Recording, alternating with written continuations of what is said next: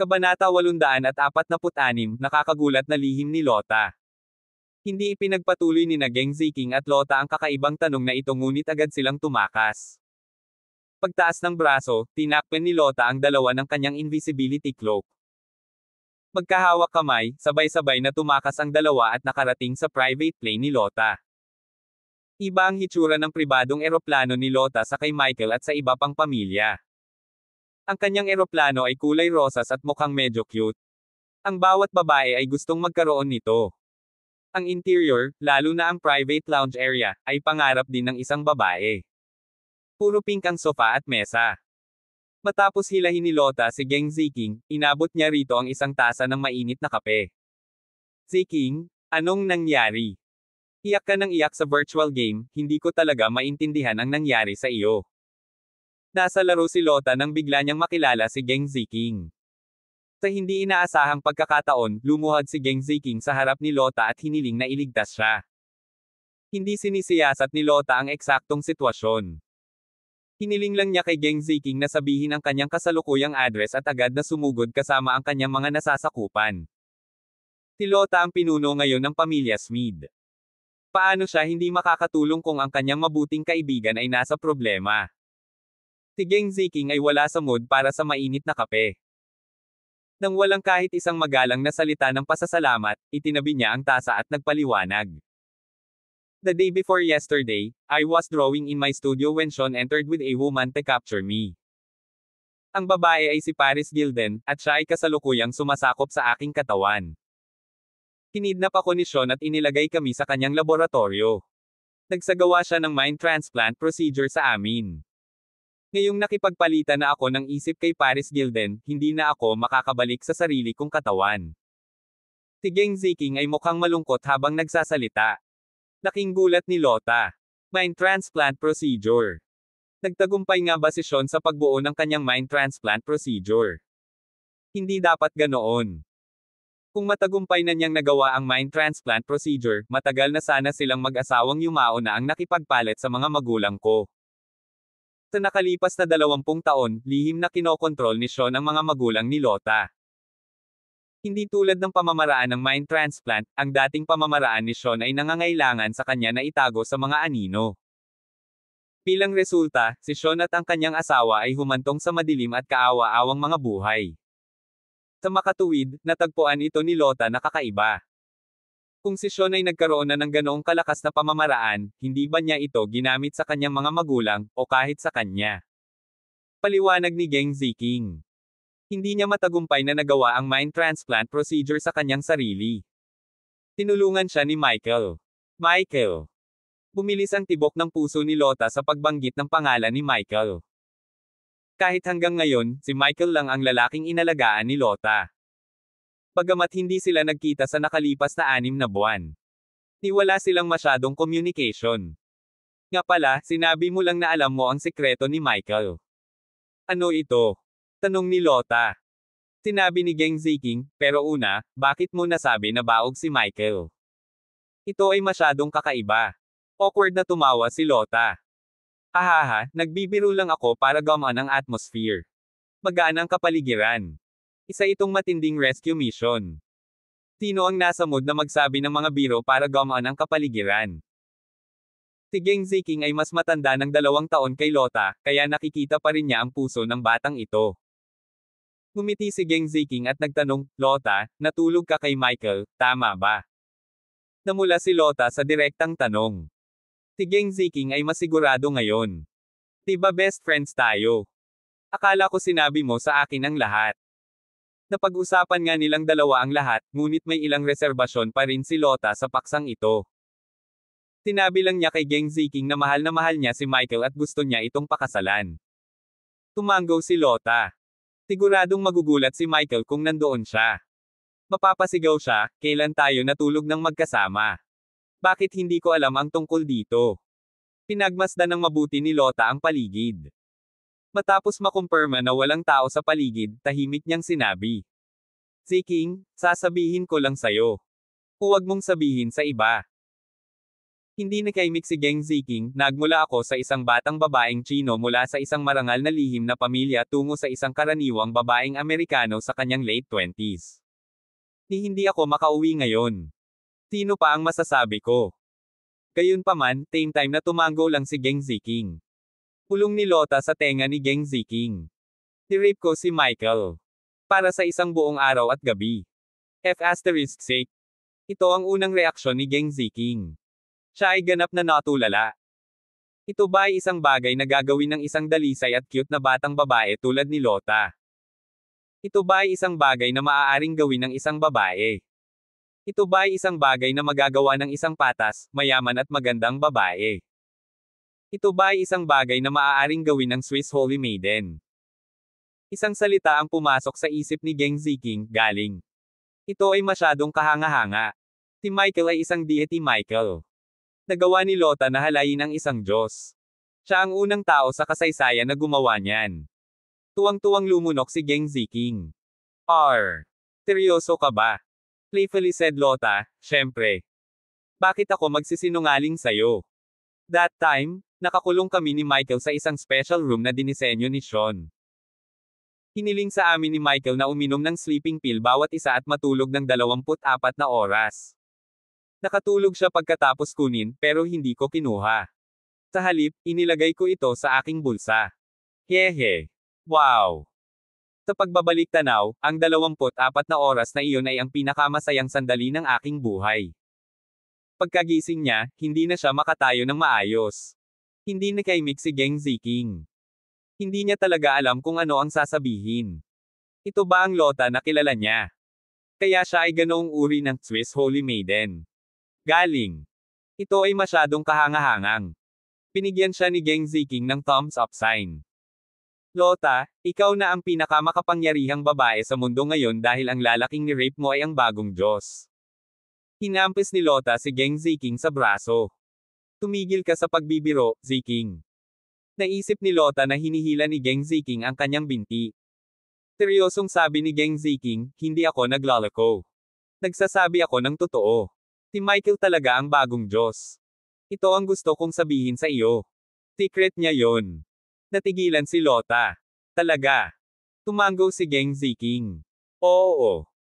Kung hindi, paano matagumpay na nakabuo si Michael ng isang bagay na kasing langit ng pamamaraan ng mind transplant para kay Sean?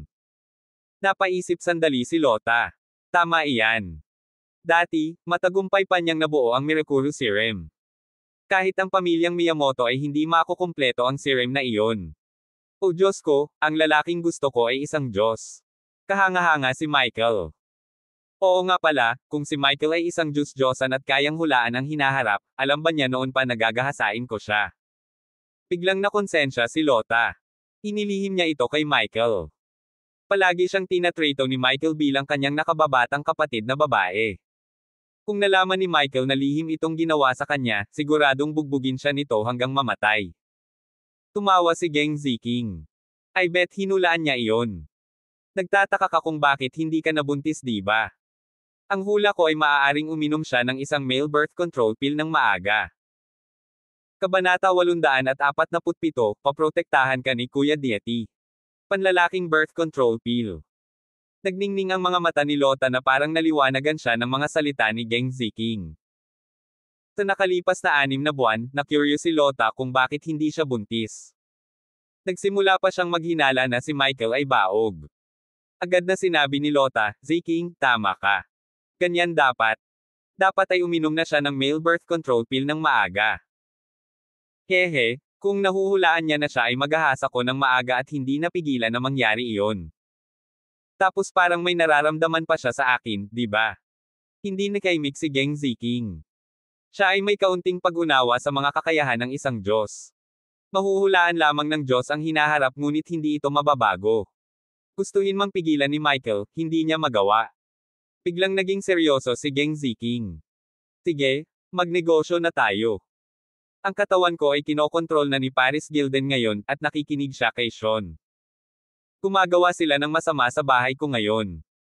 Pilasin mo, tawagan mo ang nanay ko at sabihin mo sa kanya ang totoo. Okay. Agad na kinuha ni Lota ang kanyang telepono at tinawagan si Madam Geng.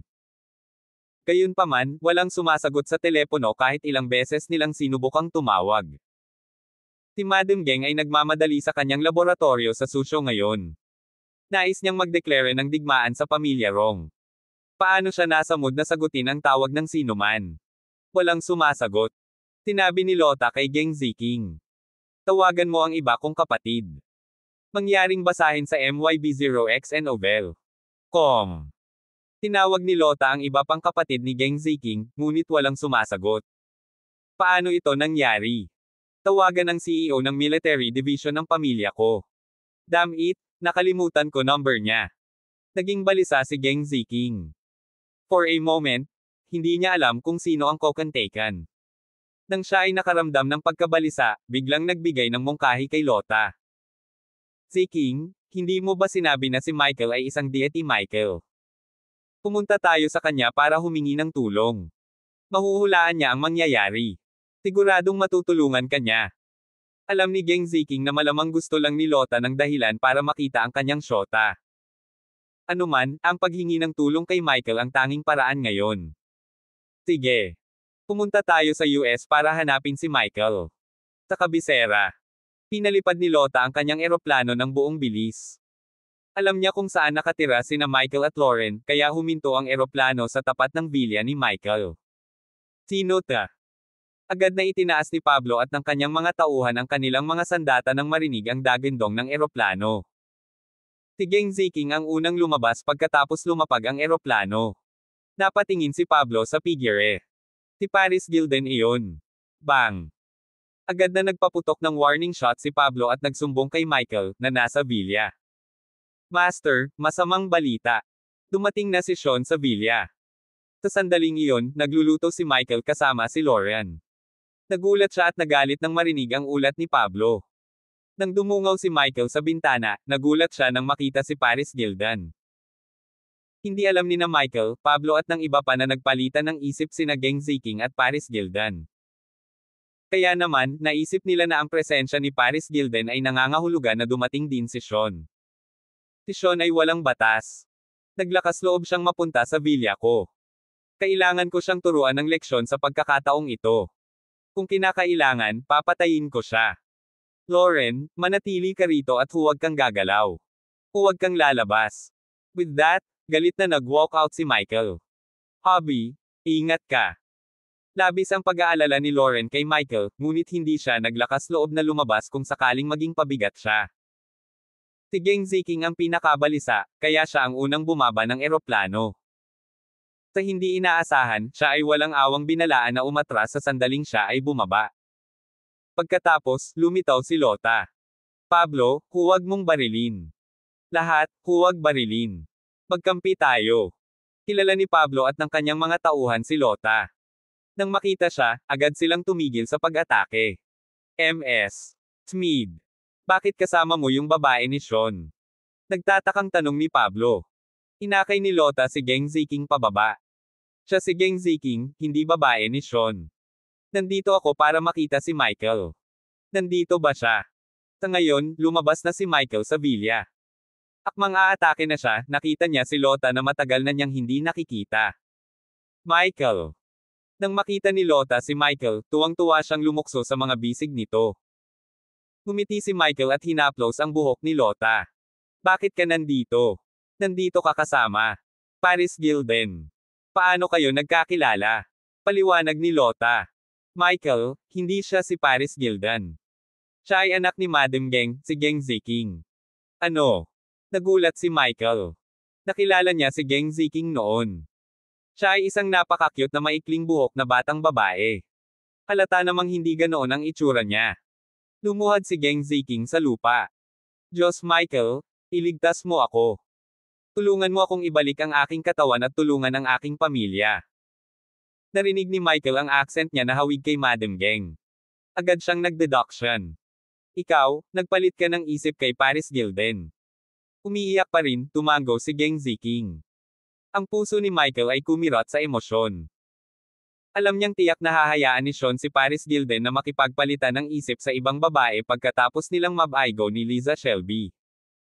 Hindi niya inaasahan na pipiliin ni Sean si Geng Ziking. KF si Sean. Si Geng Ziking ay 20 taong gulang lamang. Kailangan talagang tiisin ng cute na babae ang lahat ng ito. Sumakit ang puso ni Michael para kay Geng Ziking. Pagkatapos ng lahat, nakatulong siya sa pagbuo ng pamamaraan. Kung hindi dahil sa Michael, hindi makakatagpo ng ganoong bagay si Geng Ziking. Umiiyak, nakiusap si Geng Ziking. Tieti Michael, maaari mo ba akong tulungang ibalik ang aking katawan? Umiling si Michael. Pasensya na, Ziking. Hindi ko kaya. Sa kasalukuyang pamamaraan, isang beses lang maililipat ang isip ng tao. Hindi mo ito maaaring patuloy na palitan ng pabalik-balik. Pareho kayong mamamatay kung susubukan mo ulit. Ibinaba ni Geng ang kanyang ulo. Alam niyang hindi na siya magiging panganay na anak ng pamilya Geng. Inalo siya ni Michael. Ziking, dapat mag-isip ka ng positibo. At least hindi ka patay at maganda ang katawan mo. Ang Paris Hilton ay itinuturing na isang mahusay na kagandahan sa US. Oo nga pala, paano mo nalaman na ako ay isang diyosa? Sinabi ba sa'yo ni Sean? Iningatan ni Michael ang katotohanan na siya ay isang Diyos mula sa pamilya Geng at Lota. Sa sandaling ito, lumakad si Lota at tinapik si Michael. Michael, napakasama mo. Ikaw ay isang Diyos, ngunit hindi mo man lang sinabi sa akin. Itinuring mo pa rin ba akong nakababatang kapatid? Ngumiti si Michael. Pasensya na, Lota. Masyadong komplikado ang usaping ito. Natatakot lang akong madamay ka. Huwag kang mag-alala, kasama ako bilang iyong Big Brother deity, ang iyong pamilyang Smith, kasama ang mga Hudson S., ang magiging pinakakahanga-hanga sa lahat ng mga lihim na pamilya sa hinaharap. Kung may kailangan ka, pwede kang lumapit sa akin. Tutulungan kita. Ngumiti ng masama si Lota. Anumang bagay. Sigurado ka ba? Kabanata 848, sa wakas alam na ni Michael ang katotohanan. Pagtingin sa cute at pilyong ekspresyon ni Lota, tinapik ni Michael ang kanyang ilong at ngumiti. No perverted thoughts, tanga ate. Wala akong pakialam kung tungkol sa iyong pisikal na pagnanasa. Ang iyong unang pagkakataon ay dapat na nakalaan para sa isang lalaki na tinatrato ka bilang kanya at nag-iisa. Naniniwala si Michael na napaka-chivalrous niya. Kung hindi, ang numero 1 kagandahan sa Switzerland ay matagal na sa kanya. Gayunpaman, marami ng babae si Michael. Ayaw niyang makisali sa marami. Kahit na siya ay isang Diyos, ayaw niyang magkaroon ng harem ng 3,000 dilag tulad ng mga sinaunang emperador. Sina Lauren at Victoria ay sapat na. Gayunpaman, sinabi ni Lota, ngayong alam ko na ikaw ay isang Diyos, walang saysay na patuloy kang kumilos na pipi. Naguguluhan si Michael. Pipi. Anong ibig mong sabihin? Paano ako nagiging tanga? Inapakan ni Lota ang kanyang mga paa. Alam na alam mo na ang unang pagkakataon ko ay nawala. Nagulat si Michael. Ano? May boyfriend ka na? Hindi ko alam. Sino ito? Ano ang kanyang itsura? Mas mabuting hindi siya maging ordinaryong tao kung hindi ako masisiyahan. Sigurado si Lota na alam na ni Michael ang katotohanan. Nang makita niyang nagpumilit siyang maglaro, diretsyong sinabi niya. Ito ay walang iba kundi ikaw. Naramdaman ni Michael na nagbibiro na naman si Lota. Ano bang pinagsasabi mo? Paano ito posible? Hehe. Sabi ni Lota, naaalala mo ba ang 24 na oras na ginugol natin sa kwartong iyon sa bahay ko? Dapat ay alam mo na noon na ikaw ay isang diyosa, tama ba? Tumango si Michael. Totoong alam na niya ay isang Diyos noong panahong iyon. Patuloy na nagtanong si Lota, mahuhulaan ng isang Diyos kung ano ang mangyayari sa mangyayari. Kinumpirma ni Michael.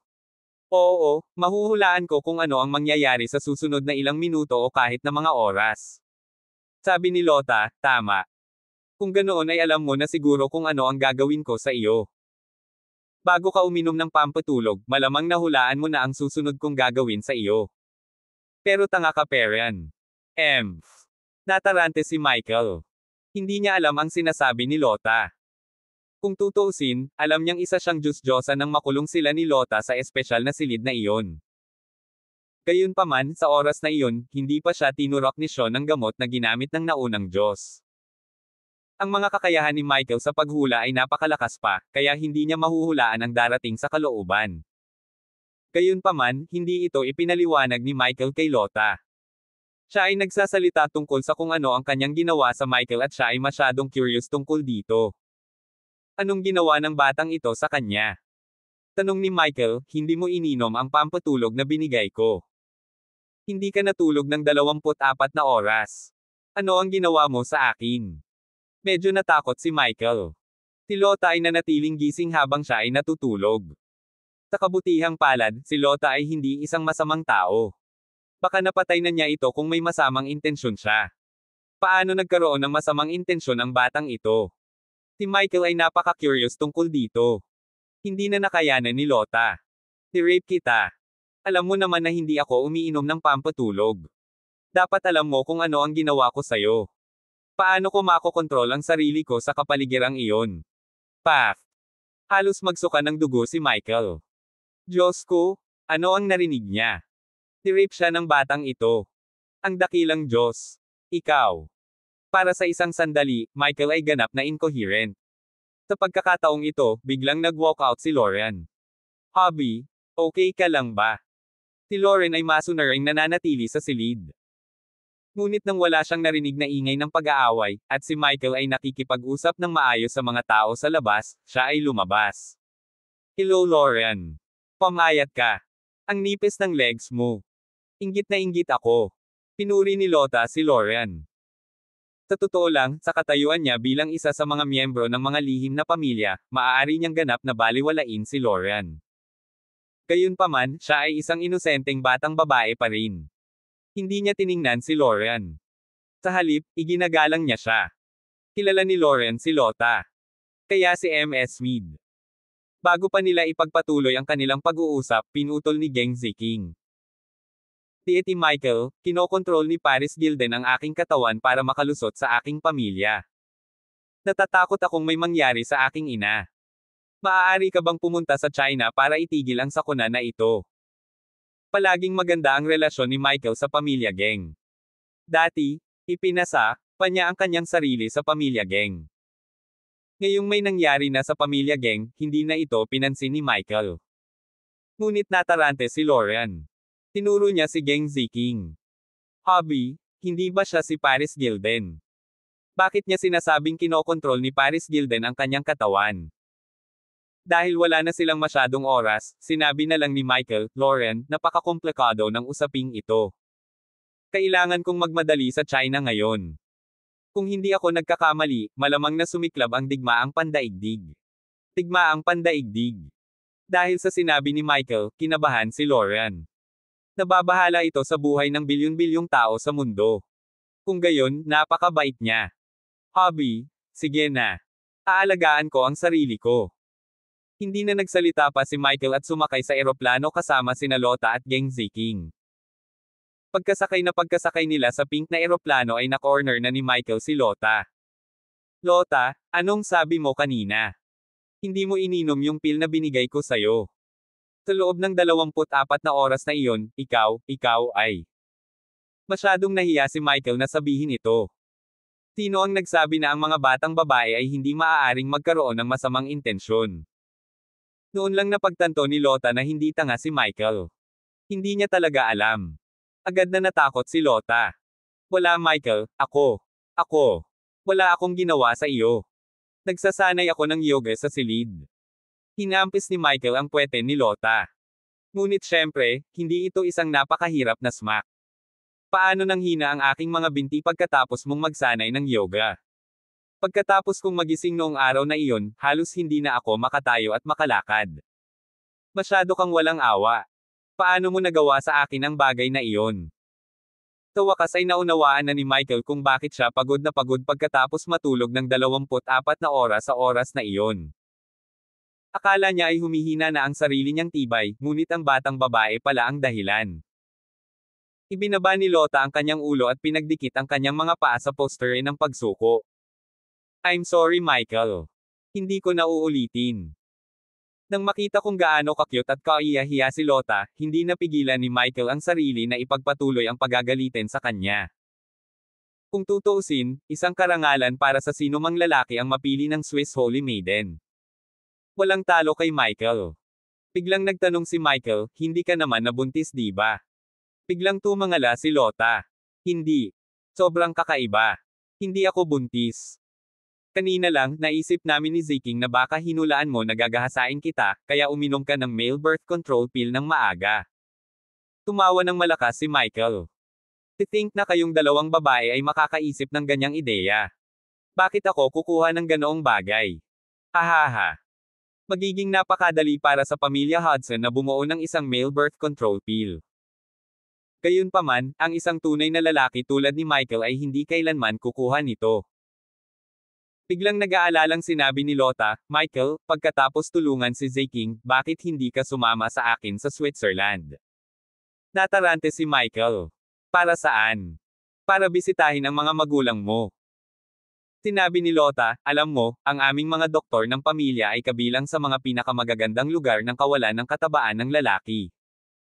Kabanata 849, Digmaan. Ano? Ipinahihiwatig ni Lota na si Michael ay baog. Kinurot ni Michael ang malambot na tenga ni Lota at galit na pinabulaanan. Babae ka, sinong tinatawag mong baog?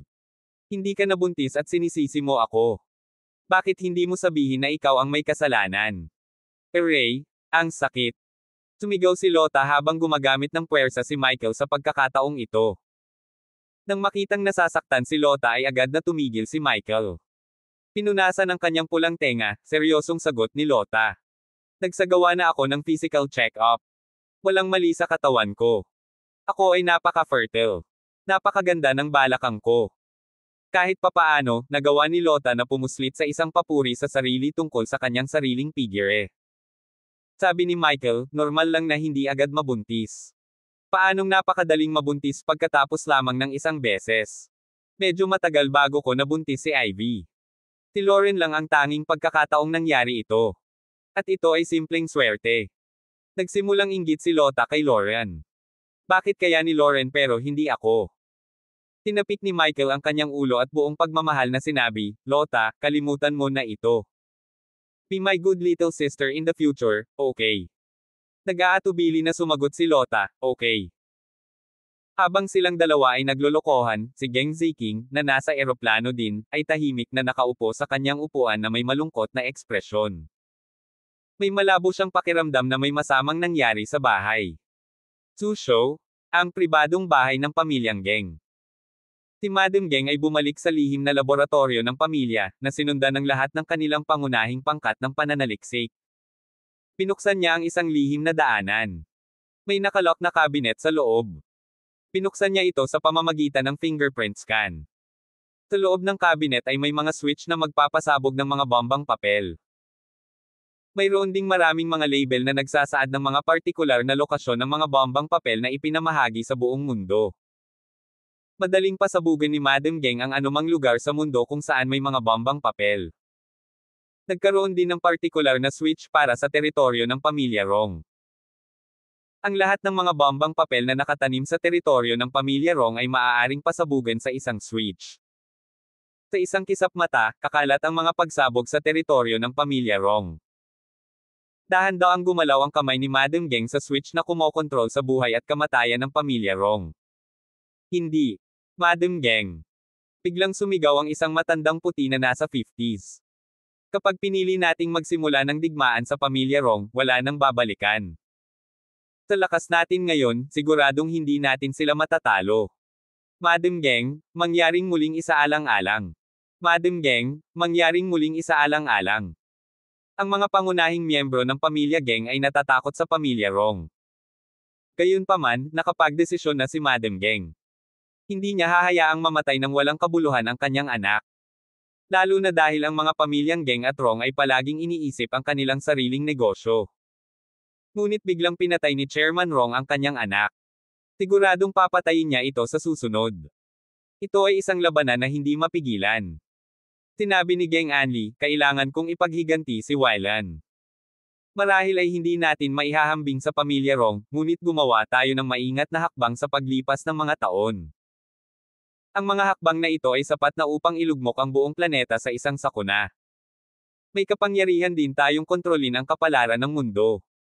Rong Baylan, ibubunyag ko ang trump card ng aking pamilya Geng ngayon. I'm very curious kung ma-expose ko rin ang trump card mo.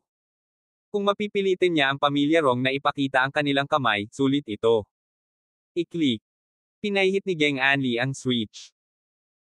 Sa iba't ibang lokasyon sa teritoryo ng pamilya Rong, kabilang ang mga opisina, laboratorio, bodega, yate, eroplano, sasakyang panghimpapawid, at iba pa. Lahat sila ay nagsimulang kusang magsunog. Sa una, ito ay isang napakaliit na spark. Isang ordinaryong papel na umuusok. Ito ay napakabanayad na ito ay hindi matukoy. Ngunit unti-unti, maririnig ang mahinang sizzling sound, tulad ng mga beans na piniprito. Lalong lumakas ang sizzling sounds. Tapos, sumabog na parang popcorn. Habang tumatagal, mas maraming papel ang sumabog. Ang mga tunog ay naging mas malakas at mas nakakatakot. Sa sandaling ito, nanunood si Rong Bela ng isang pagtatanghal ng opera. Biglang pumasok ang kanyang personal assistant na si Ban Loming at itinigil ang programa. Nagsumbong siya kay Rong Belan. Masamang balita, may nangyari. Lahat ng base natin sa China ay inatake na. Ano? Agad na bumangon si Rong Belan at sumakay sa eroplano. Paano sila sabay-sabay na aatake? Ano ang ginagawa ng aming mga interceptor? Bakit hindi nila tayo binalaan? Bakit hindi nila naharang ang pag-atake? Galit na sabi ni Rong Belan. Paliwanag ni Ban Loming. Ang mga pag-atake ay sanhi ng mga sumasabog na papel. Ang mga papel na ito ay nasa aming mga base sa lahat ng panahon. Kusang nagliyab ang mga papel, walang nanghihimasok. Kumunat ang noo ni Rong Belan. Mga sumasabog na papel. Napakaseryoso ba ng kapangyarihan? Kahit si Chairman Rong ay hindi naisip na ang isang pirasong papel lamang ay maaaring magdulot ng anumang malaking pinsala. Seryosong sinabi ni Ban Loming, ang pagsabog ng papel na ito ay pambihira. Hindi ito gaanong makapangyarihan noong una, ngunit habang lumilipas ang panahon, lalo itong naging makapangyarihan.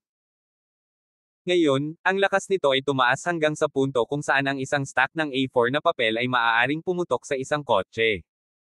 At ang kapangyarihan ay tumataas pa rin. Hindi namin alam kung ano ang huling limitasyon nito. Agad na naging seryoso si Rong Belan.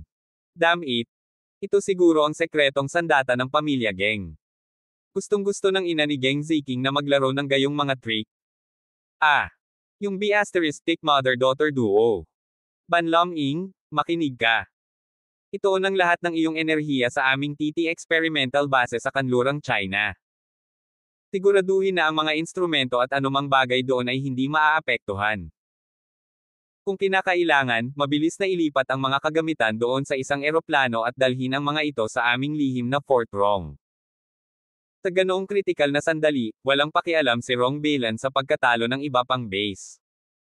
Siya lamang ang nagmamalasakit sa TT Experimental Base sa kanlurang China. Tila ang TT Experimental Base na ito ang nagtataglay ng pangunahing sikreto ng pamilya Rong. Samantala, sa ibang lokasyon sa Suzhou.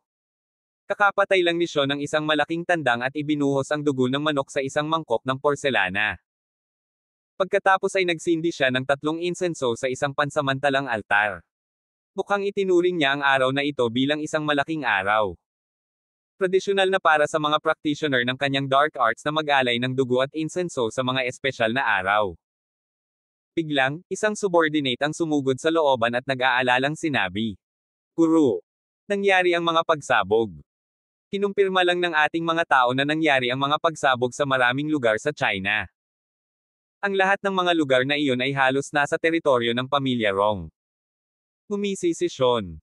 Nakatanggap lang din siya ng mensahe mula kay Paris Gildan. Ngayon, mas sigurado siya na sinalakay na ng pamilya Geng ang mga Rong. Sumigaw si Sean, Rong Belan, ngayon ang araw na mamatay ka. Pagkatapos ay papalitan kita at duminahin ang mundo. Ipakita ang menu. Nobelang USB. Nobela ng ibabaw ang inabando ng asawa Kabanata 850 Labanan ng 8 mahusay na pamilya. NANGIBABAW ang INABANDUNANG asawa. T850 Labanan ng 8 mahusay na pamilya. Maglaredomied. Kabanata 850 Labanan ng 8 mahusay na pamilya. Si Master Sean ang pinuno ng mundo. Si Master Sean ang numero 1 sa mundo. Si Master Sean ang pinuno ng mundo. Si Master Sean ang numero 1 sa mundo. Matagal na niyang na-brainwash ang mga kampa ni Sean. Napaluhod silang lahat sa lupa at sabay-sabay na sumigaw. Nang marinig ito, tumawa ng malakas si Sean at bumalik sa bahay. Pinuksan niya ang isang mapa ng China at ikinalat ito sa lupa. Pagkatapos ay naglabas siya ng isang golden rectangular box sa kanyang bulsa. Napakahalaga ng gintong kahon. Sobrang pinahahalagahan ito ni Sean. Maingat niyang binuksan ang kahon at inilabas ang isang hibla ng buhok. Itim ang hibla ng buhok. Hehe, Rong Beilan, tingnan ko kung nasaan ka ngayon. Sizzle. Umampis ng posporo si Sean at sinindihan ang buhok bago ito inilagay sa mapa. Kusang gumalaw ang buhok sa isang lugar sa mapa. Ito ay dumaong sa isang lugar na matatagpuan sa kanlurang China, kung saan ito ay Rumord na humawak ng isang ultra-secret base. Kumunat ang noo ni Sean. Sa ganoong kritikal na sandali, talagang pumunta doon si Rong Beilan. May mga alingaw-ngaw na ang gobyerno ng China ay nagsasagawa ng lahat ng uri ng advanced na pananaliksik doon. Totoo kaya ito? Hindi alintana kung nagsasaliksik sila ng mga alien o iba pang malaking sekreto, papalitan ko ang mga lihim na ito sa mundo sa hinaharap. Mga lalaki, makinig sa aking mga utos. Ipunan ang lahat at sumugod sa sekretong baseng ito sa kanlurang China. Oo. Mangyaring basahin sa myboxnovel.com. Samantala, hindi na natiling walang ginagawa si Geng Anli matapos magpasabog ng mga papel na bomba. Matapos malaman na pumunta si Rong Beilan sa kanyang lihim na base sa kanlurang China, agad niyang pinamunuan ang kanyang pamilya doon. Gusto niyang patayin si Rong Beilan at ipaghiganti ang kanyang anak. Sa sandaling ito, si Rong Beilan ay nasa kanyang kanlurang sekretong base ng China, na nagtuturo sa kanyang mga nasasakupan na dalhin ang lahat ng lihim na kagamitan dito. Ang patuloy na pagsabog ay umalangaw-ngaw sa base. Gayunpaman, kumpara sa iba pang mga base, ang mga pagsabog dito ay medyo maliit. Naiinip na nagtanong si Rong Beilan, hanggang kailan magpapatuloy ang mga pagsabog? Bakit hindi ito mapigilan? Paliwanag ni Ban Loming. Wala pa kaming nahanap na paraan para matigil ang mga pagsabog. Gayunpaman, mayroong mas kaunting mga papel dito. Bagamat patuloy na nagde-double ang lakas ng pagsabog ng papel, hindi natin kailangang mag-alala na masisira ang lugar na ito dahil kulang ang mga papel dito. Tumango si Rong Beilan. Sa kabutihang palad, ang TT Experimental Base ay pangunahing ginagamit para sa halos ibunyag ni Rong Beilan ang sekreto ng pamilya Rong na magpapagulat sa mundo. Personal assistant niya si Ban Loming at alam niya kung ano ang sekreto. Pero nakatayo siya sa isang open area. Tulad ng sinabi, ang mga pader ay may mga tainga. Ngayong napaka-advance na ng teknolohiya ng spyware, maingat pa rin siya at hindi ito direktang sinabi. Naunawaan ni Ban Loming ang ibig sabihin ni Rong Beilan at nagpatuloy, "Oo, Chairman Rong. Sa kabutihang palad, ang aming TT Experimental Base ay hindi nangangailangan ng malaking halaga ng papel. Kung hindi, ang sitwasyon dito ay tiyak na magiging napakasama. Ang aming makalangit na pananaliksik ay maaaring magdusa ng isang malaking pag-urong." Tumango si Rong Beilan. Damgeng Anli. Kung alam kong magdudulot siya ng malaking problema sa akin ngayon, matagal ko nang inalis ang baliw na babaeng ito. Nang matapos magsalita si Rong Beilan, biglang lumitaw ang isang hindi nakikitang eroplano. Iyon ang fighter jet ng pamilya ni Geng. "Chairman, mag-ingat ka."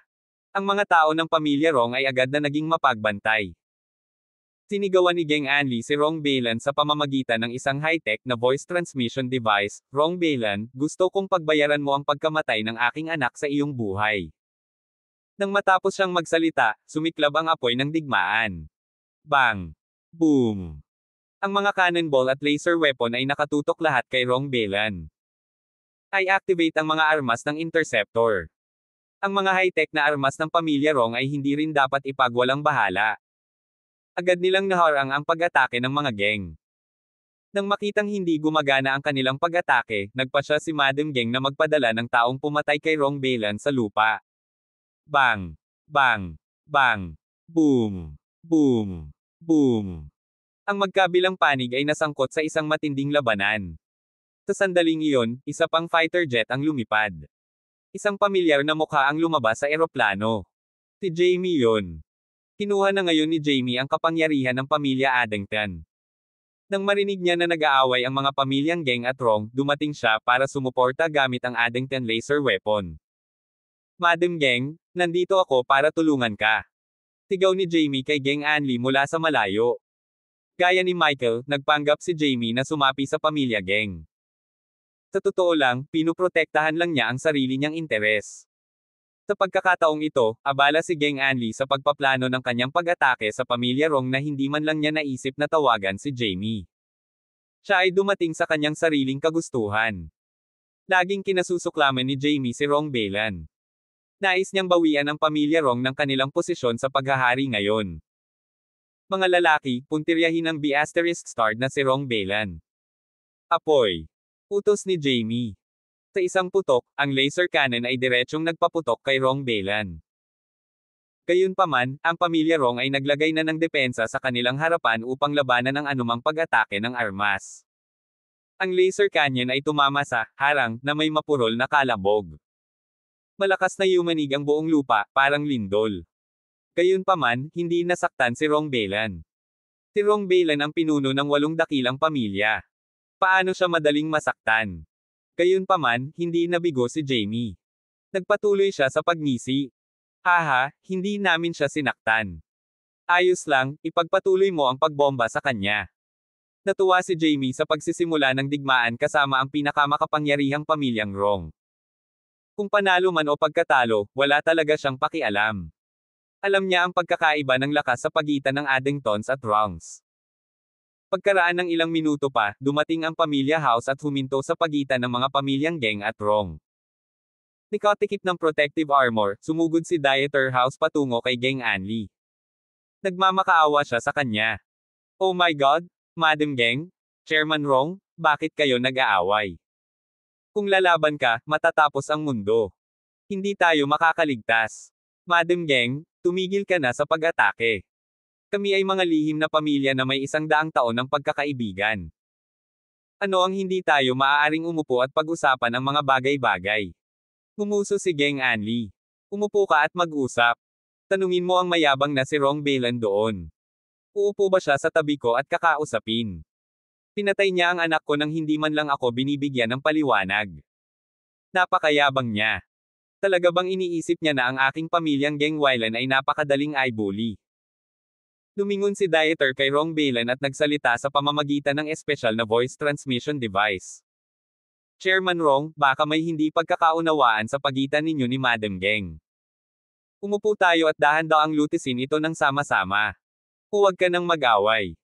Gayunpaman, si Rong Beilan ay ganap na ngayong galit. Tithink na siya, na may pinaka-advanced na armas at teknolohiya sa mundo, ay talagang na-provoke ng ganito. Tumugon si Rong Beilan kay Dieter sa pamamagitan ng sarili niyang voice transmission device. Dietero. Scram.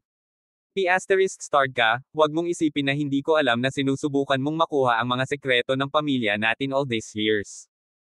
Isa pa, sabihin mo sa baliw na babae na si Geng Anli na pagbayaran ko ang buong pamilya nila sa katangahan nila ngayon. Ngayon ay minarkahan ang anibersaryo ng kamatayan ng pamilya Geng. Kabanata 851, nandito na si Michael. Sa puntong ito, marami sa mga lihim na base ng pamilya Rong ang nawasak, at ang kanilang pinakamahalagang lihim na kagamitan ay napilitang ilipat. Nagalit si Rong Beilan. Imposibleng makipag-ayos pa siya kay Geng Anli. Pinunot mo ang ngipin ng tigre at gusto mo pa ring makipagkaibigan dito.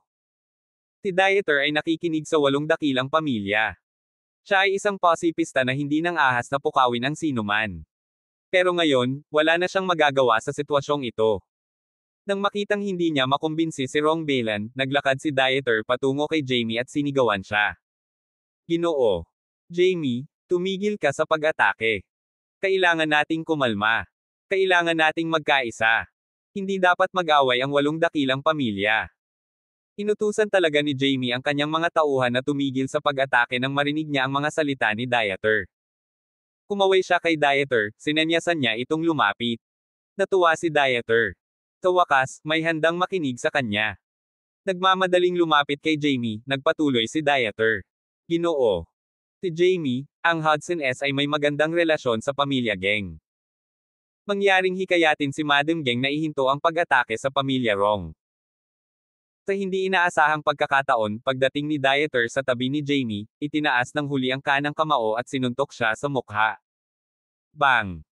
Galit na sabi ni Jamie, Dieter, bastos ka.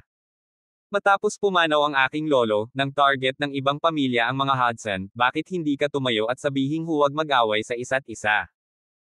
Ngayong pagkakataon na ng pamilya Rong, sumusulong ka na para maging tagapamayapa. F***CQ, wala ka lang. Sabog mo siya. Sabog ang mapagmataas na bagay na ito hanggang sa kamatayan. Lalong naging matindi ang labanan. Sa panig ng pamilya Rong, nakita ni Ban Loming na hindi optimistiko ang sitwasyon. Iminungkahi niya kay Rong Balan, Sir, gamitin ang iyong weather weapon at patayin sila ng kidlat. Ngunit umiling si Rong Balan. Hindi. Masyadong malawak ang range ng weather weapon at napakalakas. Hindi namin makokontrol ang eksaktong target na lugar nito. Ang aming kagamitan ay nasa proseso ng paglilipat. Matatapos tayo kung sisirain ng weather weapon ang mga kagamitan natin. Maghintay pa tayo ng kaunti. Gagamitin natin ang ating weather weapon para harapin sila pagkatapos mailipat ang lahat ng kagamitan natin sa Fort Rong. Sa eroplano ng pamilya Smith. Sina Michael, Lotta, Geng Ziking at ang iba pa ay nagmamadali rin sa lihim na base sa kanlurang China. Mabilis na lumipad ang eroplano, at mukhang kinakabahan ang lahat. Inutusan na ni Michael sina Lotta at Geng Ziking na magsuot ng pinakamataas na antas ng protective suit. Tinanong ni Lotta, Michael, ang ina ba ni Ziking at si Chairman Rong ay nasa kanlurang bahagi ng lihim ng China? Nagsimula na ba silang mag-away? Si Michael ay walang paraan ni Sean upang matukoy ang eksaktong lokasyon ng isang tao. Gayunpaman, hinulaan niya na lahat sila ay nasa kanlurang sekretong base ng China. Bilang tugon, sinabi ni Michael, syempre. Nakalimutan mo na ba na ako ay isang Diyos? Nagkaroon na ako ng pangitain tungkol dito. Nakita ko ang eksena. Ito ay malinaw na isang lihim na base sa kanlurang China. Nakita ko rin si Madam Geng at ang kapatid kong si Jamie na binobomba si Rong Balan. Nagulat si Lotta. Napakadetalyado ng mga pangitain mo. Nakita mo ba ang laban? Tumanggo si Michael. Oo, bakit? Umiling si Lotta at sinabing wala lang. Pero pakiramdam niya ay may hindi tama. Napansin ni Geng Ziking na kakaiba ang ugali ni Lotta. Tanong niya kay Lotta. Lotta, uminom ka ng maraming tubig ngayon lang. Kailangan mo bang pumunta sa banyo? Mabilis na sinabi ni Lotta, hindi ko na kailangang pumunta. Dahil doon, medyo nahihiya si Lotta. Hindi napigilan ni Geng Ziking na matawa. Lotta, pinipigilan mo pa imbes na magpunta sa inidoro. Natatakot ka ba na makita ni Michael ang pagpunta mo sa banyo? Ibinaba ni Lotta ang kanyang ulo bilang tahimik na pagsang-ayon. Hindi nakaimik si Michael. Paano nagawa ni Lotta na magkaroon ng ganoong pag-iisip? Ito ang unang beses na marinig na may hindi nang ahas na pumunta sa palikuran dahil isa siyang Diyosa. Alam din ni Lauren na si Michael ay isang Diyos-Diyosan, ngunit hindi niya kailanman naisip ang ganoong kaisipan. Hindi alam ni Michael kung matatawa ba siya o maiiyak. Tinapik niya ng daliri ang noo ni Lotta. Baliw ka ba? Hindi naman ako ganoon ka-pervert. Bakit ko sinasadyang makita ang pagpunta mo sa banyo? Anong klaseng tao ako sa tingin mo? Naka-cross arm si Lotta. Natatakot lang ako na magkaroon ng masamang imahe sa akin si Michael. Pagkatapos ay pupunta ako sa banyo. Huwag magkaroon ng pangitain tungkol dyan. Itinulak ni Michael si Lotta sa pintuan ng washroom sa eroplano. Bilasan mo na. Ang sino mang may pangitain tungkol sa iyo ay isang aso. Wala talaga siyang imak. Siya ay isang Diyos na may ganoong kakayahan na lumalaban sa langit. Maaari niyang hulaan ang mga pangunahing kaganapan na makakaapekto sa mundo. Bakit niya gagawin ang kasuklam-suklam na bagay? Pagkatapos ng isang sandali ng matuwid na galit, bumalik siya sa kanyang upuan. Mas lalong ayaw niyang mag-isip ng kung ano-ano, mas lalo niya itong naiisip. Ano ang nangyayari? Makalipas ang 10 minuto. Mabilis na lumipad ang eroplano at mabilis na lumapag sa larangan ng digmaan sa kanlurang China. Pinangunahan ni na Michael, Lotta at Geng Ziking ang mga tao ng pamilya Hudson at Smith sa larangan ng digmaan. Damn it! Si Michael pala. Ang pumatay sa mga pinuno ng mga pamilyang Park at Miyamoto. Tapos na. Lalala ang sitwasyon sa kanyang pagdating. Ang Earth ay mamamatay. Nawalan ng pag-asa si Dieter nang makita niya si Michael. Hawak niya pa rin ang kanyang phone sa kanyang kanang kamay. Ang telepono ay nagpakita ng Twitter, Instagram at iba pang mga pangunahing platform ng social media. Ngayon, naging trending topic na ang sitwasyon dito, na nagresulta sa mainit na talakayan ng mga tao sa buong mundo. Sa kabutihang palad, ang labanan ay nakakulong sa kanlurang China. Walang nag-isip na ito ay isang digmaang pandaigdig. Gayunpaman, nang ang mga lihim na pamilya ay lumaban, ang kanilang kapangyarihan ay maihahambing sa isang digmaang pandaigdig. Haha, andito rin si Michael. Halika, bigyan si Rong Bela ng isa pang pag-ikot upang buhayin ang mga bagay para sa Michael. Samantala, biglang namutla sa takot ang mukha ni Paris Gilden nang makita sina Michael at Geng Ziking. O hindi. Alam ni Paris Gilden na tiyak na ilantad siya ni na Michael at Geng Ziking. Kaya naman, agad niyang sinamantala ang pagkakataong makawala. Pinangunahan sila ni Michael hanggang sa pangunahing lugar ng pamilya Geng. Habang nasa gilid sila, walang pumihil sa kanila. Nang makita ang pagdating ni Michael, masayang naglakad si Geng Anli at niyakap siya. Michael, nandito ka para tulungan ako, di ba?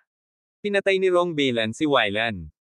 Nagdedeklara kami ng digmaan sa pamilya Rong Belan ngayon.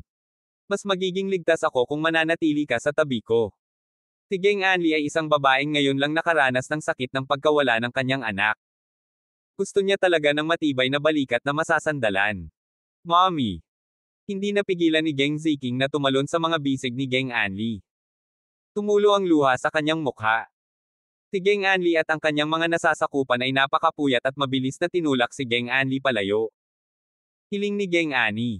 Bakit mo ako tinawag na nanay? Tumulo ang luha sa mukha ni Geng Ziking. Ako si Ziking, ako ang iyong anak. Patay na ba talaga? Kuya. Anong nangyari sa kanya? Ang babaeng iyon ba, si Paris Gilden? Natarante si Geng Anli. Hindi niya maintindihan ang sinasabi niya. Sinabi ni Michael, Madam Geng, ikinalulungkot kung sabihin sa iyo ang balitang ito. Ang iyong anak na babae at si Paris Gilden ay nagbago ng isip. Ang taong nakatayo sa harapan mo ngayon ay ang iyong anak, si Geng Ziking. Kabanata 852, bumalik ang pamilya Rong. Magpalit ng isip. Natigilan si Geng Anli. Anong kalokohan ang sinasabi mo? Ang aking anak na babae, si Ziking, ay palaging nandito. Nasaan si Ziking? Lumingon siya para hanapin si Ziking at napagtantong wala na siya. Saan nagpunta si Ziking? Tanong ni Geng Anli. Ngunit walang nakakaalam.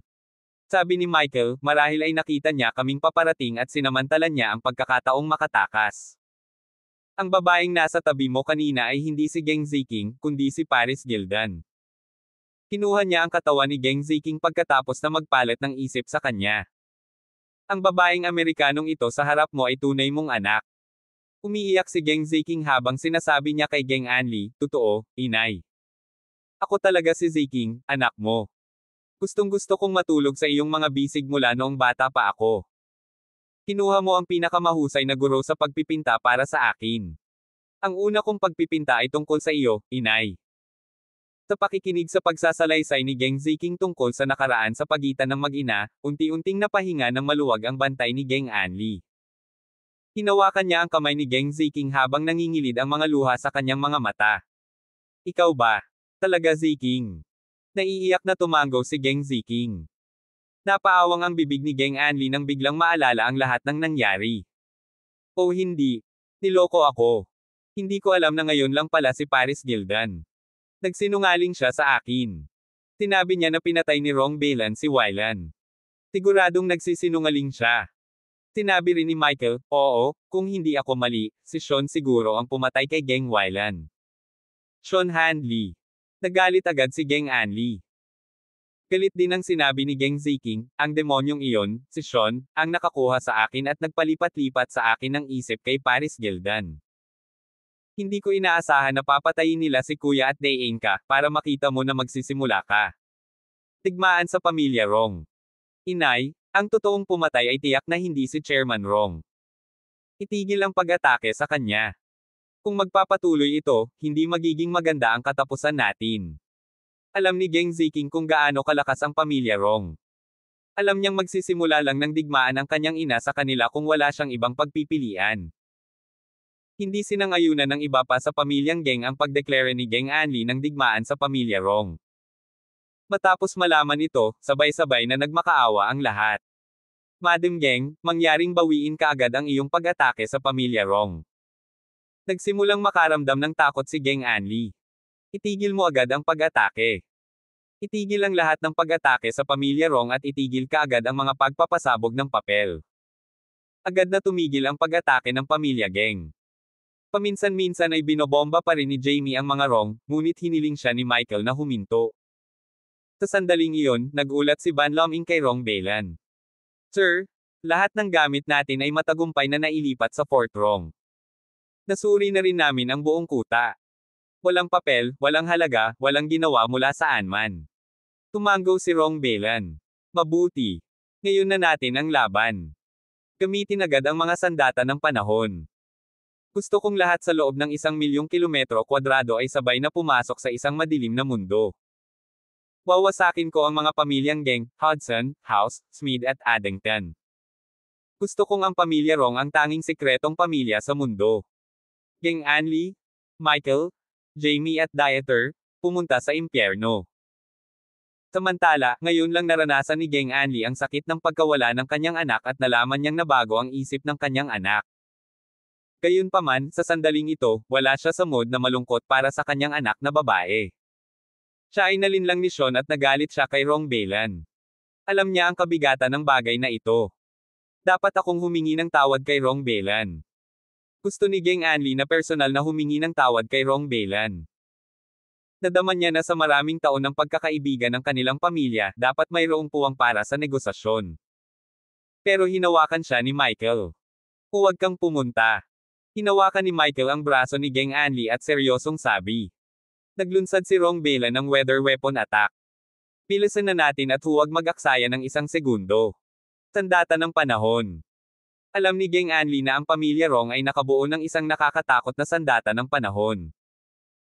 Bagamat ang mga Geng ay nakikisali sa mga sandata ng panahon, ang kanilang antas ay mas mababa doon kung ikukumpara sa pamilya Rong. Nag-aalala pa rin siya kung paano niya haharapin ang pamilya Rong kung talagang i-activate nila ang kanilang weather weapons. Actually, hindi niya maintindihan kung bakit hindi pa nila ito ginagamit. Tumingin si Geng Anli sa langit. Normal pa rin ang panahon noon. Tinanong niya si Michael. Inilunsad. Malinaw na wala pang nagawa si Rong Beilan. Nag-aalalang sinabi ni Geng Ziking, pinag-uusapan ng Michael kung ano ang mangyayari sa hinaharap. Mukhang naguguluhan si Geng Ani.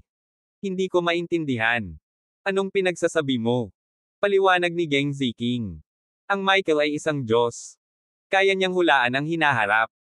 Hinulaan niya na sasalakayin tayo ni Chairman Rong gamit ang kanyang weather weapon. Makinig tayo sa kanya at tumakas. Si Geng Anli ay natulala. Kulat na napatingin siya kay Michael. Ikaw, isa kang Diyosa. Actually, walang balak si Michael na sabihin kay Geng Anli. Ngunit dahil alam na niya ngayon, hindi sinubukan ni Michael na itanggi ito. Tama, ako ang bagong Diyos. Ang miracle serum at ang mind transplant procedure na pinagdaanan ng iyong anak, ay parehong binuo ko gamit ang aking kakayahan sa pagka-Diyos. Tinakpin ni Geng Anli ang kanyang bibig. Oh my God, no wonder, no wonder. Matapos mabalisan ng ilang segundo, lumuhad si Geng Anli sa harapan ni Michael. Ginagalang ni Geng Anli ang Diyos. Salamat sa dati mong kabutihan sa aming pamilya Geng. Sana ay matatanggap pa rin namin ang iyong proteksyon at tulong sa hinaharap. Hindi na nang-ahas si Geng Anli na maging masungit kay Michael. Dati, kaya pa niya itong utusan. Nang makita ito, lumuhad din ang iba sa pamilya Geng sa harap ni Michael. All hail deity Michael. Mangyaring protektahan kami. Hindi sanay si Michael sa ganitong uri ng pagpipitagan. Bagamat siya ay isang Diyos, limitado pa rin ang kanyang kakayahan. Sa mga tuntunin ng proteksyon, maaaring kailanganin niya ang pamilya Geng na protektahan siya sa halip. Madam Geng, bumangon ka na. Magkaibigan kami noon pa man. Hindi mo kailangang magbow sa akin. Tinulungan ni Michael si Geng Anli na makatayo. Nang muling tumingin si Geng Anli kay Michael, may matingkad na ngiti sa kanyang mukha. Sa unang pagkakataon na nakita kita, naramdaman ko na isa kang pambihirang tao. Gayunpaman, hindi ko inaasahan na ikaw ang bagong Diyos. Sana wag mo akong sisihin sa ginawa ko sa'yo dati. Hindi ko napigilan ang sarili ko dahil naakit ako sa alindog mo. Ngumiti si Michael. Malaki ang naitulong mo sa pamilya Hudson. Ayos lang, past is in the past. Huwag na nating pag-usapan ito. Napakakaakit-akit na babae ni Madam Geng. Hindi ako natalo. Ngunit nagpout si Lota at sinabing, syempre natalo ka. Mas matanda siya sa iyo ng 20 taon. Paanong hindi ka natalo? Kabanata 853, ang Mantis stalks ang cicada, walang alam sa Oreo sa likod. Labis ang inggit ni Lota sa relasyon ni Michael kay Geng Anli. Bakit kaya si Geng Anli si Michael pero hindi si Lota? Malinaw na mas bata si Lota at mas mahal niya si Michael. Nasa eroplano sila ngayon lang, tinanong ni Lota si Michael. Sabi sa kanya ni Michael na hindi siya nagpasimula nito. Kagagawa ni Sean nung sinapian niya si Michael. Nang marinig ito ni Lota, ang una niyang naisip ay hindi dapat sisihin si Sean. Sa halip, iniisip niya kung bakit hindi siya pinili ni Sean. Alam ni Geng Anli na gusto ni Lota si Michael. Siya'y ngumiti. Lota, huwag kang mag-alala. Hindi ko na ulit guguluhin ang lalaki mo. Boom! Boom! Boom! Sa sandaling ito, maraming bagong artillery ang biglang nagpaputok sa kalangitan sa lahat ng direksyon. Matapos ang mga ito ay inilunsad sa kalangitan, sila ay bubuo ng isang nakakatakot na sandata ng panahon. Nako, inilunsad ni Rong Bailan ang kanyang sandata sa panahon. Lahat, sumakay sa eroplano at umalis dito. Sigaw ni Michael. Alam ng lahat na hindi maliit na bagay ang weather weapon ng pamilya Rong. Wala nang nang-ahas na tumayo doon. Pumalik silang lahat sa eroplano. Jamie, sumakay ka na sa eroplano. Hinikayat ni Michael si Jamie bago siya umalis. Ikinaway ni Jamie ang kanyang kamay. Nakuha ko. Hehe, tatawagan natin ito ng isang araw. Bagamat hindi natama ng mga laser cannon ni Jamie si Rong Bailan, nakaramdam siya ng labis na kasiyahan na makapagputok sa puso niya rito. Gusto lang niya ang pakiramdam ng pagsali sa isang labanan. Nang makitang hindi maganda ang sitwasyon, dali-dali siyang sumakay sa eroplano at naghanda para tumakas. Pagkasakay sa eroplano, mabilis na nagsimula ng video chat si Michael kina Geng Anli at Jamie. Suhestyon ni Michael, hindi ko mahuhulaan ang masyadong malayo sa ngayon. Iminumungkahi ko na ang lahat ay lumipat sa parehong direksyon. Pinakamabuting lumipad tayo ng magkatabi o magkasunod. Sa ganitong paraan, mapangalagaan natin ang isa't isa. Sinabi ni Geng Anli, bakit hindi tayo lumipad muli sa kanluran? Sumunod ka sa akin sa susyo. Yun ang base ko. Sabi ni Michael, hindi, masyadong malapit ang susyo dito. Ang weather weapon ng pamilya Rong ay tiyak na makakaapekto sa lugar na iyon. Nang marinig ito, nagpatuloy si Geng Anli, kung gayon, pumunta tayo sa isla ng Hainan. Mayroon din akong base camp doon, kasama ang lahat ng uri ng mga sistema ng depensa para sa pagharang ng mga missile. Tumango si Michael. Sige, punta na tayo dyan. Kasabay nito, mabilis na nagtungo si Michael at ang iba pa sa isla ng Hainan. F*6, bakit may sumusunod na eroplano sa akin? Biglang napansin ni Jamie na may isa pang eroplano sa likod nila. Tumingin si Geng Anli sa paligid at sinabing, si Dieter pala. Mukhang handa na siyang sundan tayo at tumakas kasama natin. Ngumisi si Jamie. Yung duwag. Pero ngayong tama na ang desisyon niya na manindigan sa ating panig. Walang pagpipilian si Dieter. Alam niya na si Rong Bailan ay galit na galit ngayon at maaaring patayin siya anumang oras. Kaya naman, maaari lamang niyang piliin na sundin ang pamilya Geng. Gayunpaman, wala pang 5 minuto sa kanilang paglipad, ang lagay ng panahon ay biglang nagkaroon ng masamang harapan. Dumagundong. Bumagsak. Nagdilim ang langit, at nagsimulang bumuhos ang malakas na ulan. Kung ulan lang at ulap, hindi ito makakapigil sa paglipad nila. Gayunpaman, isang malakas na buhawi ang lumitaw mula sa manipis na hangin. Boom! Ang buhawi ay nagresulta sa matinding turbulence para sa lahat ng 4 na eroplano. Ang mga bagong kabanata ng nobela ay naipublish and ang bawat isa sa mga eroplano ay patuloy na nakabangga sa isa't isa. Beep beep beep beep. Patuloy na tumunog ang mga alarma. I activate ang bad weather flight mode. I activate ang bad weather flight mode. Ang mga eroplano ng mga lihim na pamilya ay lahat ay may mas malakas na pag-andar kaysa sa mga ordinaryong eroplano. Maaari silang lumipad ng normal kahit na sa matinding panahon. Bumagsak. Gayunpaman, sa sandaling ito, isang kidlat ang tumama sa eroplano ng pamilya Geng. Napasigaw si Geng Anli at bumagsak sa lupa. Sigaw niya. Chitty, tinamaan ng kidlat ang eroplano ko. Nag-aalala ako na hindi ako makakarating sa Hainan Island. Mauna na kayo. Bumagsak. Isa pang kidlat ang tumama sa eroplano ni Jamie. F***sake. Tinamaan din ako ng kidlat. Ang kalidad ng aking eroplano ay hindi kasing ganda. May lumalabas na usok sa buntot. Michael, I think mas mabuting sumakay na ako sa eroplano mo. Bumagsak. Habang nagsasalita siya, isa pang kidlat ang tumama mula sa langit. Gayunpaman, hindi nataman ang eroplano ni Michael. Pakiramdam ni Jamie ay napaka-unfair nito.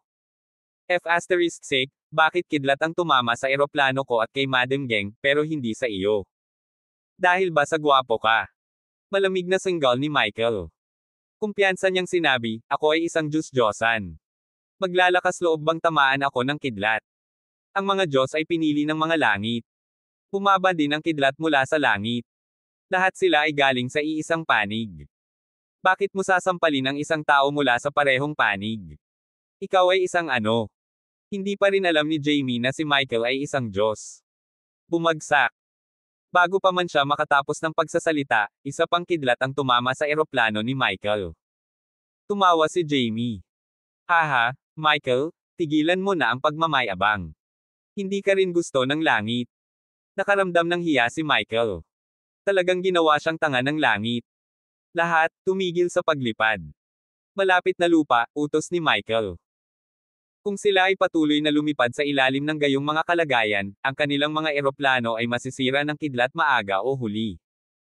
Sa makatuwid, ang 4 na eroplano ay napilitang lumapag malapit sa isang kagubatan.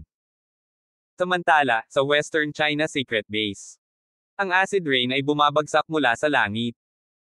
Si Rong Bailan at ang kanyang mga nasasakupan ay nagsuot ng mga espesyal na kapote upang maiwasan ang pagkaagnas ng kanilang mga katawan.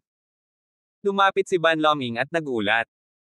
Master Rong, ang mga eroplano ng mga Geng at ang iba pa ay lumapag na malapit sa Tianshanshuelang Spruce Forest. Mukhang may balak silang magtago doon. Mabangis na sinabi ni Rong Bailan, sige, ipadala ang lahat ng ating mga tauhan sa Tianshanshuelang Spruce Forest. Patayin ang lahat, pati si Geng Anli. Walang iwan na buhay. Taglit na nag-alinlangan si Ban Loming. Kailangan ba talaga nating gawin yon? Ang mga pinuno ng mga pamilyang Geng, Smith at House, pati na rin ang 2 inapo ng pamilya Hudson, ay nandoon lahat. Kung papatayin natin sila, wala na ang 8 lihim na pamilya. Magkakaroon ba ng tinatawag na sumpa na iyong inaalala? Ikinaway ni Rong Bailan ang kanyang kamay. Anong kalokohang sumpa? Mayroon lamang isang tunay na sumpa ng 8 dakilang pamilya, at iyon ay walang sinuman mula sa isang lihim na pamilya ang mabubuhay ng higit sa 80 taong gulang. Hindi na kailangang panatilihing buo ang 8 dakilang pamilya. Hindi ba pinatay ni Michael sina Park Sang-joon at Miyamoto Chujiro dati? Gawin ang sinasabi ko. Mag-iiwan ako ng isang inapo sa bawat pamilyang iyon. Hindi ko sila papatayin lahat. Mabilis na sumagot si Ban Loming, yes, sir. Sa pamamagitan nito, pinangunahan ni Ban Loming ang lahat sa kagubatan. 10 minutong pagkaalis ni Ban Loming, biglang gumalaw ang isang kalapit na figure. Hehe, Rong Bailan, lahat ng nasasakupan mo parang umalis na. Nagpunta silang lahat para patayin si Michael, si Geng Anli at ang iba pa, tama ba? Hehe, wala nang magtatanggol sa'yo pero andito pa rin ang pinakamalakas mong kalaban. Ano ang maaari mong gawin ngayon? Kabanata 854, palihim na pag-atake kay Rong Bailan. Sa totoo lang, walang nakakaalam na si Sean ang unang taong nakarating sa kanlurang sikretong base ng China. Nandito na siya bago pa si Geng Anli. Gayunpaman, hindi niya ipinaalam ang kanyang presensya ngunit nagtago sa dilim at pinagmasdan ang sitwasyon. Noong una, ang pamilya Geng at si Jamie ay pinasabog ng buong lakas ang mga Rong, ngunit hindi gumanti ng putok si Rong Bailan. Bilang resulta, medyo nag-alala si Sean na mapatay si Rong Beilan. Ngunit pagkatapos ng labanan, nagkaroon si Sean ng mas malinaw na pag-unawa sa mga kakayahan sa pagtatanggol ng pamilya Rong. Masyadong mabigat, masyadong mabigat. Kapag na-activate na ang defense system, walang armas ang makakapasok dito. Hehe, Rong Beilan? Narinig mo na ba ang kasabihang, ang mantis stalks ang cicada, hindi alam ang Oreo sa likod nito. Pagkatapos kitang makuha at makipagpalitan ng isip sa iyo, lahat ng iyong teknolohiya ay magiging akin. Pinaalis ni Rong Beilan ang lahat ng kanyang mga tauhan. Ito ay dahil naniniwala siya na ang lahat ng kanyang mga kaaway ay nasa Tianshan Shuelong Spruce Forest. Halos 100 tao na lang ang natira sa gilid niya. Samantala, mahigit 1,000 tao ang dinala ni Sean. Hindi ito mga ordinaryong tao. Lahat sila ay mga elite. Lahat sila ay mga mamamatay tao na kayang lumaban sa tig-10 ordinaryong lalaki. Gayunpaman, ang karaniwang maingat na si Sean ay hindi ipinadala ang lahat ng kanyang mga card sa mesa at dahil nagdeklara ng digmaan kay Rong Beilan. Hindi siya nagpakilala bagkus na natiling nakatago sa mga anino. Alam niya na ang ilang laban ay hindi maaaring mapanalunan ng numero. Maraming makapangyarihang high-tech na device si Rong Beilan. Bagamat maraming lalaki ang kakampi ni Sean, baka hindi man lang siya mahawakan ng mga ito. Kinuha ni Sean ang walkie-talkie at nagutos. Ace, umalis ka na. Sa paglipas ng mga taon, nagtanim si Sean ng sarili niyang mga especially iya sa mga pangunahing pamilya, lalo na sa pamilya Rong. Nagtanim siya ng hindi bababa sa 70 sa kanyang sariling mga tauhan sa pamilya Rong. Gayunpaman, kalahati sa kanila ay patay na habang ang kalahati ay halos mababang antas na mga tauhan. Isa lang ang makakalapit sa loob ng 100 metro mula sa Rong Beilan. At ang lalaking iyon ay si Ace. Roger. Ang isa sa mga lalaking nakatayo sa gilid ni Rong Beilan ay tahimik na lumapit kay Rong Beilan. Walang kamalay-malay si Rong Beilan. Galit pa rin siya sa pag-atake ng pamilya Geng. Sa sandaling ito, si Rong Beilan at ang isa pa niyang katulong ay naglalakad na magkatabi. Ano ang aming mga pagkalugi sa iba pang mga base? Napigilan ba ang mga pagsabog? Umiling ang katulong. Ayon sa impormasyon mula sa 7 base, ang sitwasyon ay hindi optimistiko. Maraming lugar ang nawasak, kabilang ang ating biological laboratory at medical laboratory. Damn it! Nag-install kami ng napakaraming sistema ng pagtatanggol ngunit hindi pa rin maiwasan ang pag-atake. Sa kabutihang palad, mayroon akong mga backup na kopya ng lahat ng impormasyong ito sa laboratorio sa ibang bansa.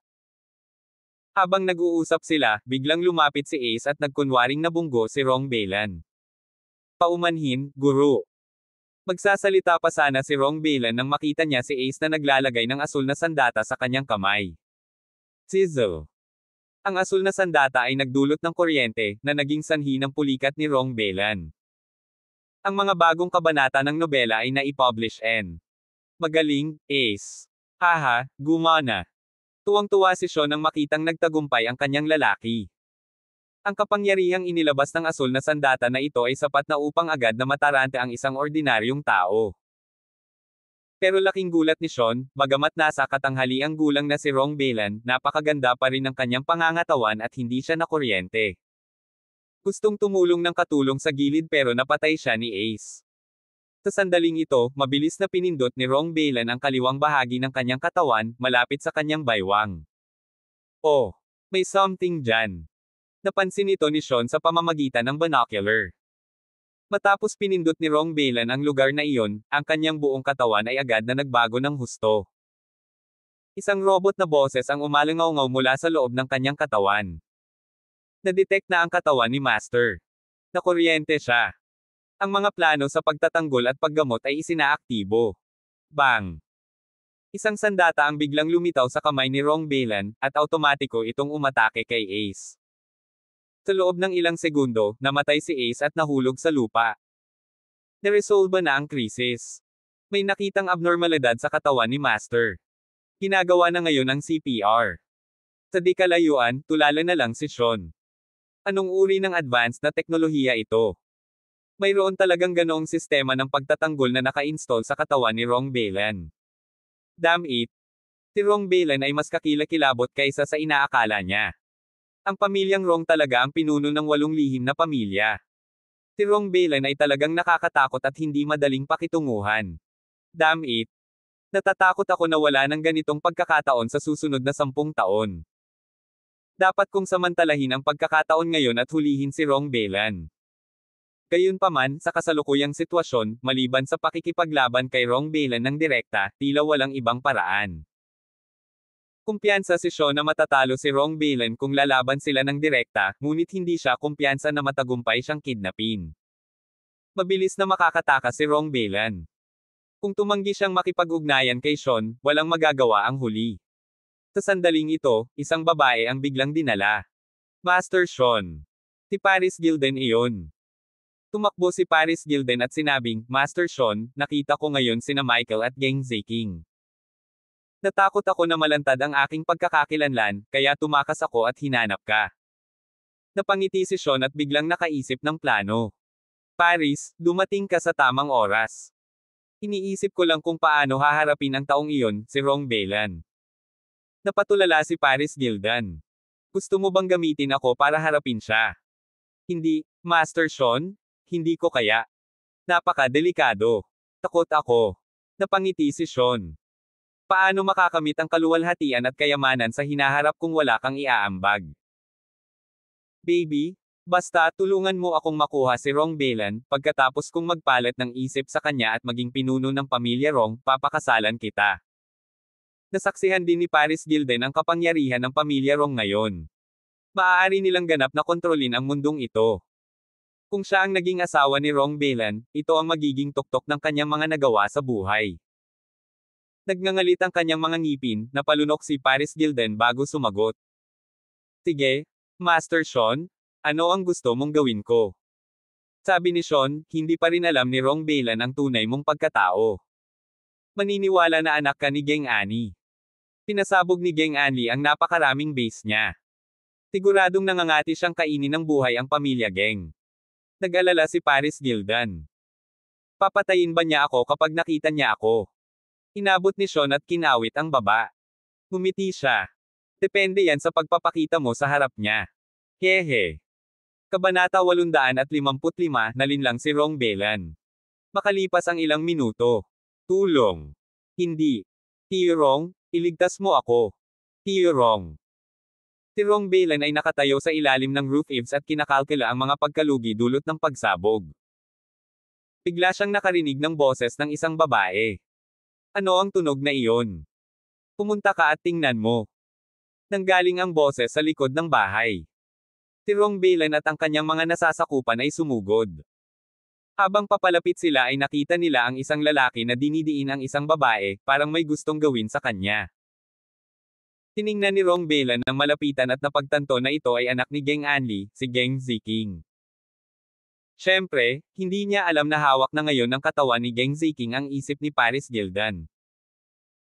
Si Paris Gilden ay ipinadala ni Sean, at ang lalaking nasa ibabaw niya ay isa rin sa mga kampa ni Sean. Ang lalaki ay mukhang gagahasain siya, ngunit siya ay talagang gumagawa ng isang aksyon upang makita si Rong Beilan. Tumigil ka, anong ginagawa mo? Pagpunta sa uniforme ng lalaki, naniwala si Rong Beilan na ang lalaki ay isa sa kanyang mga nasasakupan. Nang marinig ng lalaki ang boses ni Rong Beilan, mabilis siyang tumalikod at lumuhad sa harapan niya. Master Rong. Ngayon lang namin natuklasan ang kaina-hinalang babaeng ito at napagtanto namin na ito ay ang Geng Ziking ng pamilya Geng. Siya ang salarin sa likod ng digmaang ito, kaya gusto ko siyang parusahan kaagad para ipaghiganti ka. Sigaw ni Paris Gilden.